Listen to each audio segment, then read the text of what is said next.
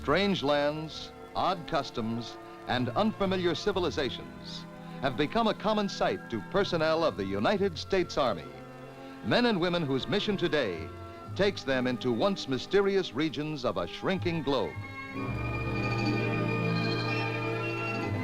Of these distant places, none is more exotic than the ancient kingdom we used to call Siam, and few are of greater importance to the cause of freedom in Southeast Asia.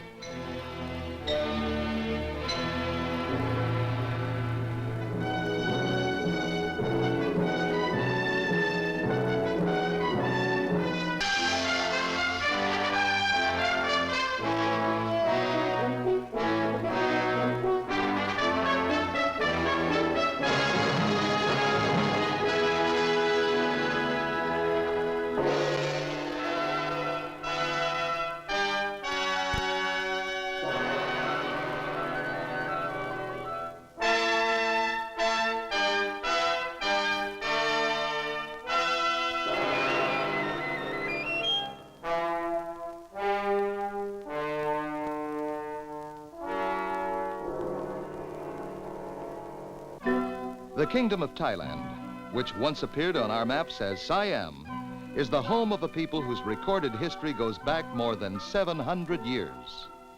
To the people of Thailand, the name of their country means, literally, Land of the Free.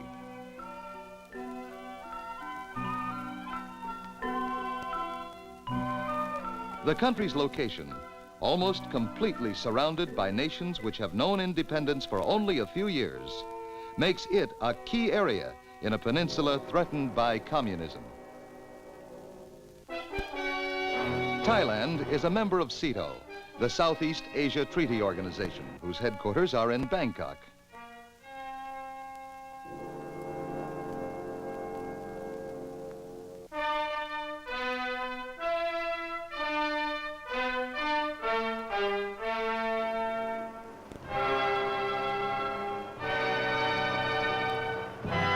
Her consistent support of the free world has contributed greatly to the strength of the free world's position throughout Asia.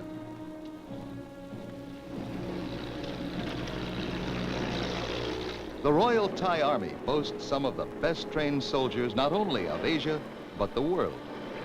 All males are required to register for the military service at the age of 18, a military conscription program similar to that of the United States.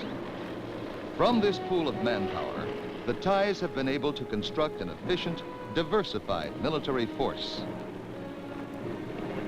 Thailand has an unexcelled record of devotion to the cause of freedom, extending back to World War I. Within 2 days of the outbreak of hostilities in Korea, Thailand had announced her intention of supporting the United Nations efforts in that country. The capital city of Bangkok is today a center for many United Nations activities in Southeast Asia.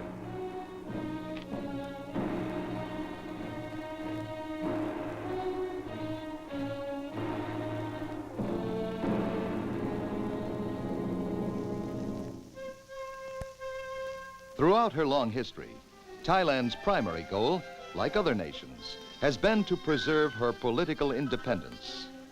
Thanks in large part to the wisdom of her past leaders and the historic abilities of the Thai soldier, she has succeeded in this effort to a greater extent than most of the world's nations.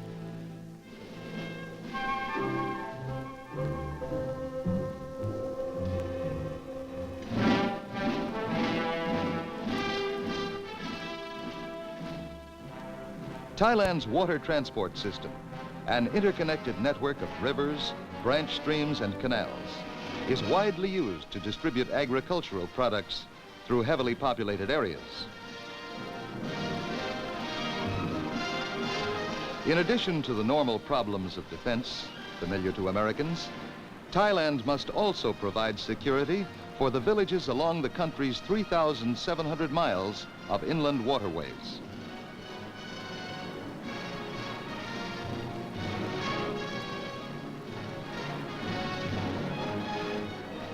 Continuous attention to the need for preparedness has given Thailand the longest uninterrupted history of independence in Southeast Asia.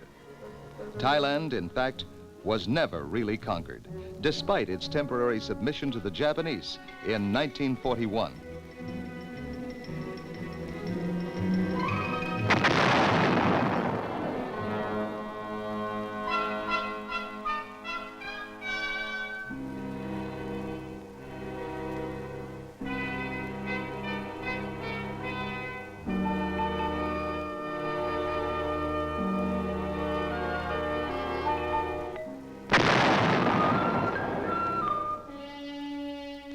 In this era of history, in this part of the world, United States aid to such independent anti-communist nations takes many forms. Much of it, of course, is directly military, as in this paratroop training exercise.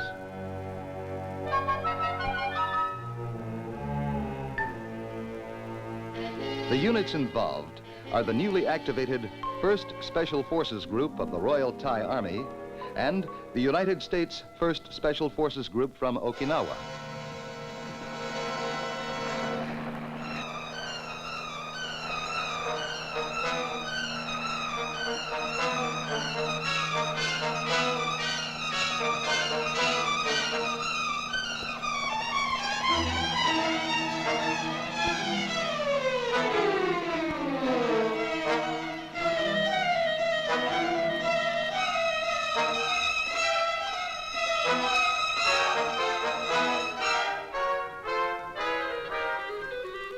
The demonstration plays to a large, enthusiastic, but not entirely military audience.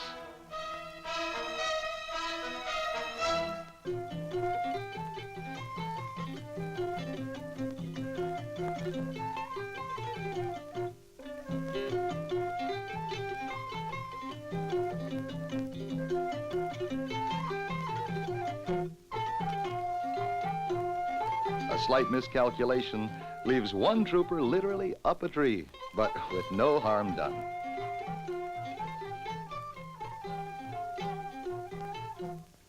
The readiness with which these new forces have taken to the air is a matter for congratulations all round. A modern army, like those of Napoleon's time, still travels on its stomach.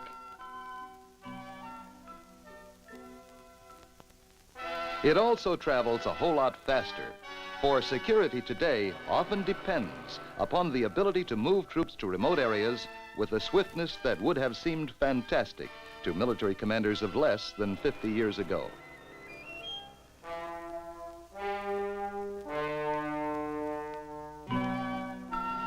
A modern highway, by providing arteries of quick access to all parts of the country for armor, infantry, and artillery, is a direct contribution to military preparedness. But its value goes far beyond matters purely military. Thailand has some 7,000 miles of highway network. Much of it, however, still needs considerable improvement and connecting roads to ensure maximum usefulness. Today, approximately 60% of the country's roads are classified as all-weather roads, but very few will permit carrying heavy loads for long distances. In Thailand, as elsewhere in Southeast Asia, much of the country's potential development has been delayed by the lack of adequate transportation.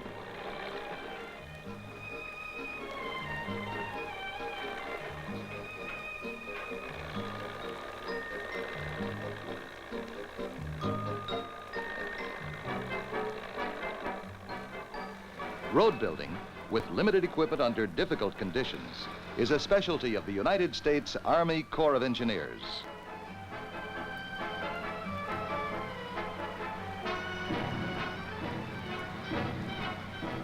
A major contribution to defense against communist subversion, an adequate road network not only facilitates military measures, but invariably raises the local standard of living.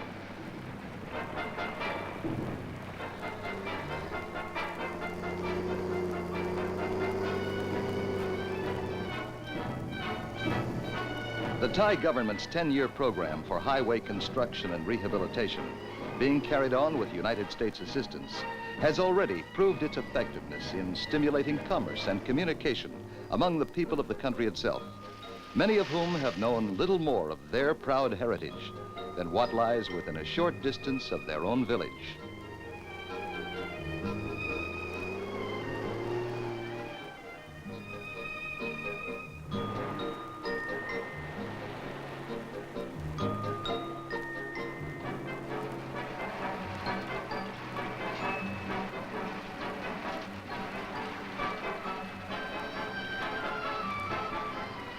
Until recently, roads have rarely been regularly maintained, and during the rainy season, sections are frequently washed out by floods.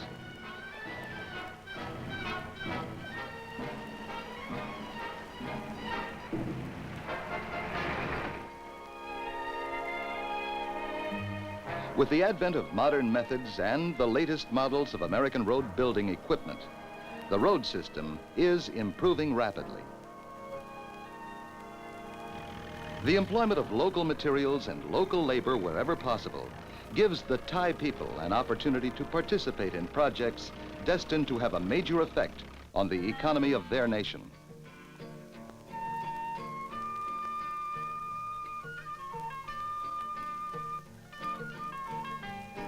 Like transportation, fast and efficient communications are a major problem throughout Southeast Asia. The increasing availability of inexpensive, portable transistor radios, however, is rapidly producing a solution to this once insurmountable barrier.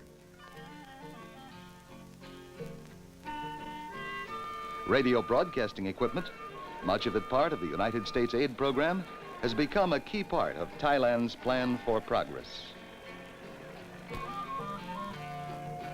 Such equipment also helps to counter propaganda broadcasts from communist nations, countries which have for years blanketed the earth with radio-borne propaganda.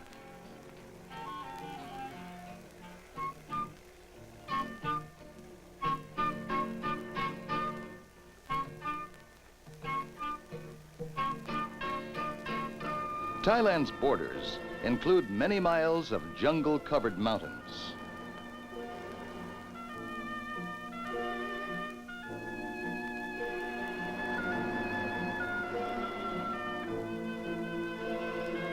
Patrolling such boundaries is extremely difficult, but it is routine for the Thai Border Patrol Police and the United States advisors who often accompany them.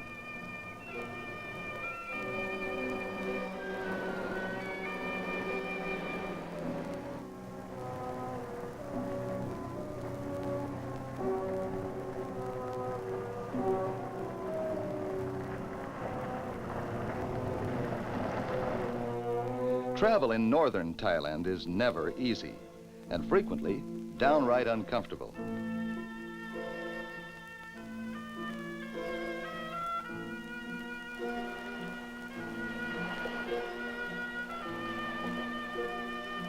The temperature during this trip averaged 102 degrees. Harmless as it appears at first sight, this jungle patch is no place for the tenderfoot.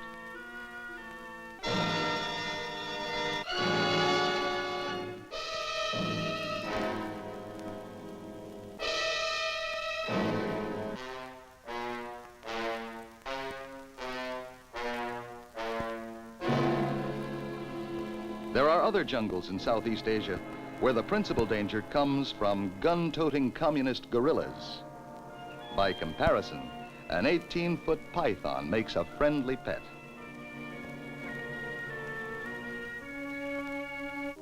While responsible for maintaining the security of their country's frontiers, the Thai Border Patrol Police realize that the job can never be done by police action or military tactics alone. Ultimately, the kind of communist-inspired guerrilla infiltration so common elsewhere in Asia can be prevented only by the people themselves.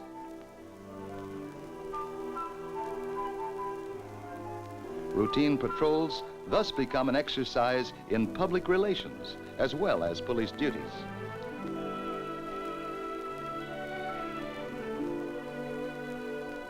The public relations aspect holds especially true for this United States advisor. He is a civilian employee of the United States Operations Mission in Bangkok, whose knowledge of Southeast Asia and familiarity not only with the Thai language, but also many tribal dialects, makes him at home in any situation, from passing out photographs of the village ladies to quizzing the children on their ABCs. Over the past 5 years, the Border Patrol Police have established some 150 schools in villages too remote to be reached by the regular education departments.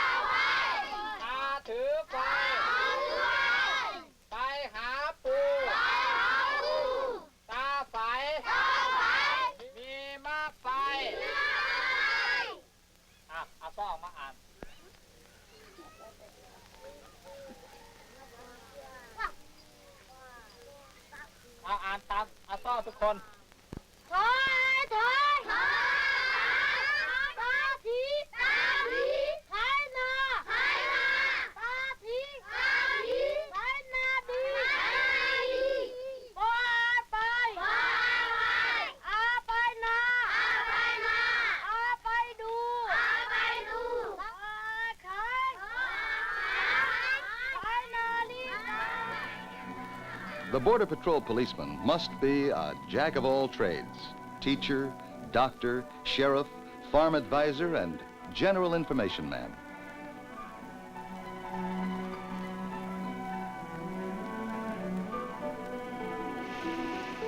Perhaps no cargoes are so welcome on the Bangkok docks as the medical supplies and mobile equipment being unloaded here.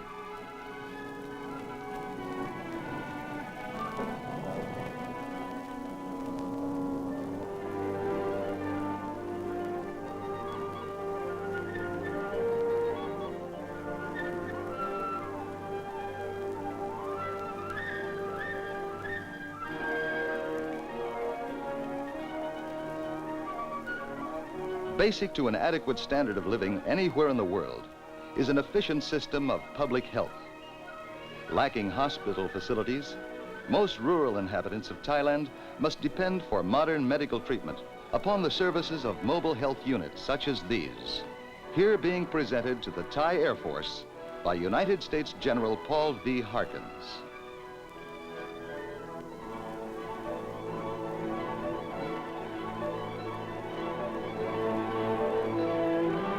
The improvement of public health measures provides one of the most rewarding areas for cooperation between Thai officials and members of JUSMAG, the Joint United States Military Advisory Group in Thailand.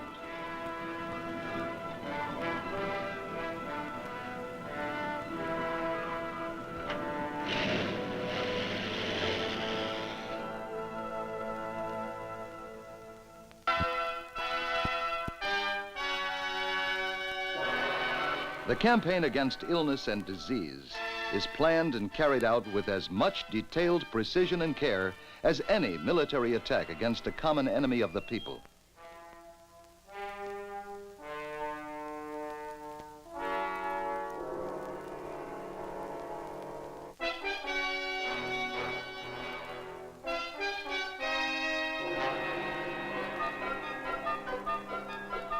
The area of Thailand is about the same as that of France, and the planning of such a public health campaign must extract maximum efficiency from the comparatively limited personnel and equipment available.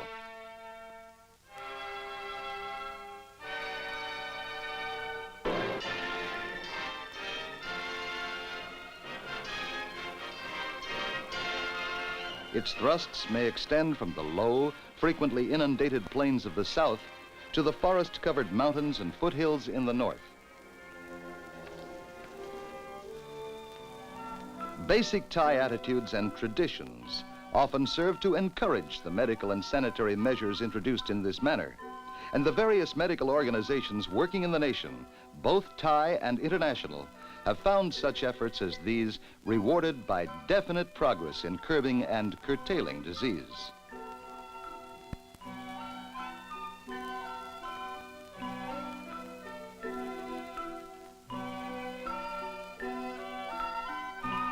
The heart of the CETO Civic Action Program remains medical aid to villagers in remote areas. For the physical well-being of a civilian population is no less important than the strength of the military force assigned to defend it. Through CETO, the United States is also involved in several important programs of medical research throughout Thailand.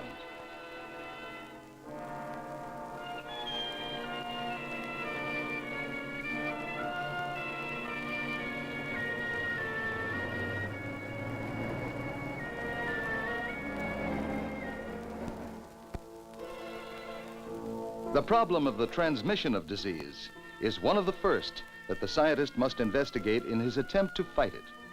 In an almost entirely rural country, all sorts of animals, from domestic dogs to rats, may be the culprits, and trapping them for study is the first step toward the laboratory.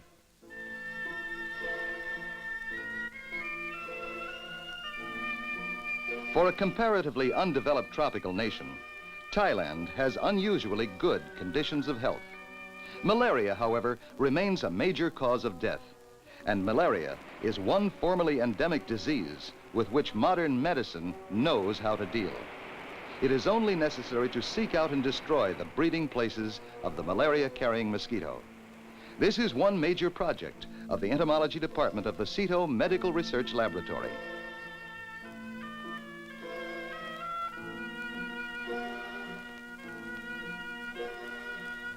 Another CETO medical unit, the Medical Zoology Department, is engaged in efforts to solve another difficult medical problem: eradication of the liver fluke disease.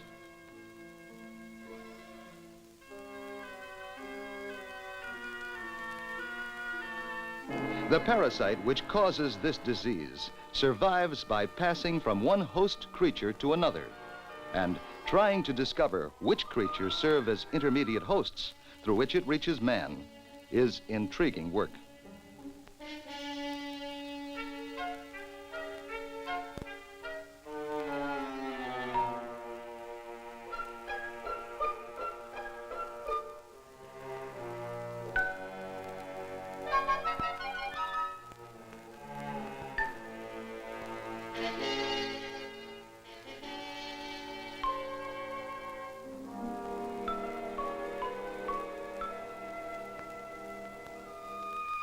It has been estimated that as many as 90% of the population of northeast Thailand may be infested with these vicious parasites.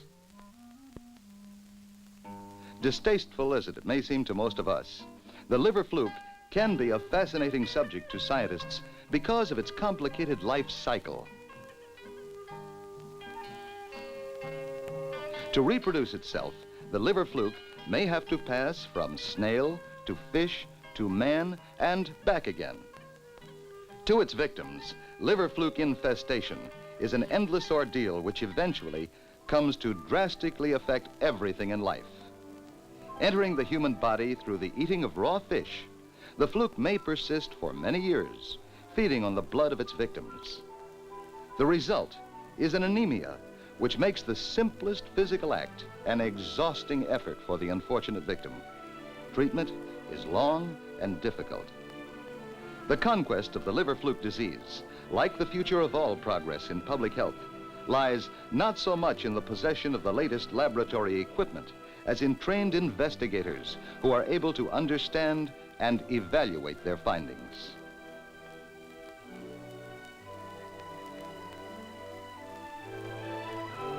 Here, the training of Thai scientists in matters that touch their country this closely is a major step toward a higher standard of health for all.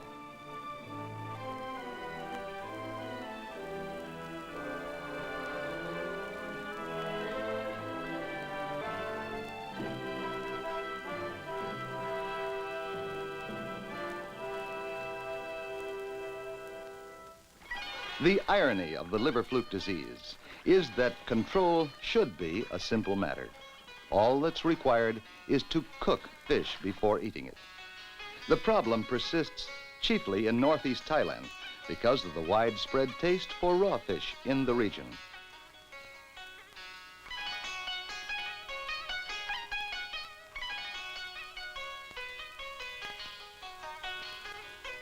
Eradication of the liver fluke disease is less a medical problem than a problem in persuasion.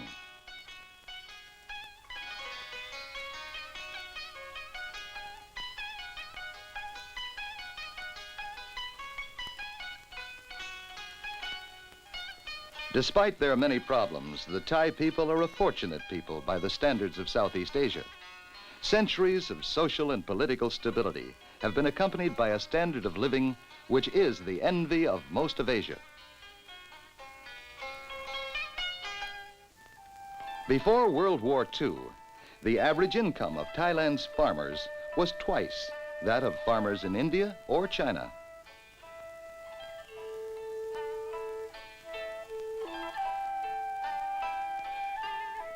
Since the war, income has steadily risen. Although by modern standards much remains to be done, life here has, for countless generations, been kinder to the Thai people than to the vast majority of Asia's teeming millions. Throughout much of Asia, the fight against communist infiltration and subversion is a frustrating business. Once military defenses are erected against a possible overt aggressor, new friends must be won behind the defenses themselves. In Thailand, fortunately, friends already exist. Here, the principal job is to assure them the training and equipment to maintain an independence that was already centuries old at the time of the American Revolution. This is the mission of the United States Military Assistance Program in Thailand.